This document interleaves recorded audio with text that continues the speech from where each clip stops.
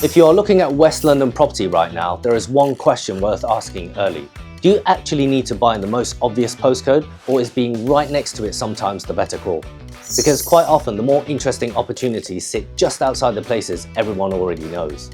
That is really how I would look at Royal Gateway, not by asking whether North Acton is the headline location, but more by asking what sits around it, how quickly you can get across London, and whether it works in real life once you actually are living there. That is where the project starts to become interesting.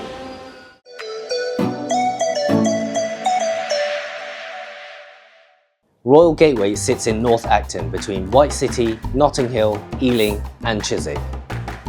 So straight away you are looking at a part of West London that is surrounded by stronger, better known areas. At the same time, Bond Street is around 11 minutes away, so getting into central London is nice and easy. And that is really the point here. You are well connected, but you are not paying to be right in the middle of the expensive postcodes. Day to day, the area works well too. Westfield is nearby, so shopping, dining and the practical stuff is already covered. You have parks and open space around you as well, which helps balance things out. So this is not about getting into town quickly, it is about having somewhere that feels workable once you are actually living there. North Acton is not new. What is changing is how people look at it. Once you place it into the wider West London picture, it starts to read differently. You are looking at a position between several established parts of West London with strong transport and a price level that feels more reachable than what sits around it. This is usually the point where buyers start giving it a second look. The scheme itself brings around 300 homes to this part of West London with 1, 2 and 3 bedroom apartments.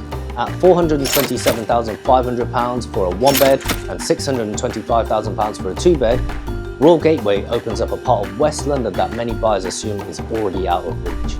You have practical layouts, outdoor space and the day-to-day amenities that people actually use. Gym, lounge, concierge, rooftop gardens, landscape communal areas. So what I like about it is that it doesn't try too hard, it's not overloaded. Royal Gateway covers the things that matter and leaves it there. And the other part worth noting is timing. Completions are expected from this year. So buyers who want West London but do not want to wait too far out, that one does make a difference. Okay, so I think this will appeal to buyers who want West London but are looking at it with a bit more thought. Maybe they don't need the headline postcode itself. Maybe they care more about access, surrounding areas and whether the price point is realistic. Or maybe they want something that is connected enough to feel established but still early enough to have some room left in it. That is where Royal Gateway starts to stand out a bit more.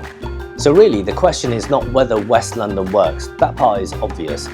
The better question is where in West London still feels well judged once you put in location, connectivity, pricing and timing all together.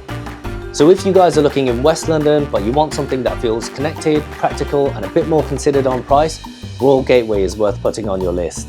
And don't forget guys, if you want the latest availability, floor plans or you want to arrange a viewing in person, get in touch with us at Pitchbook Property.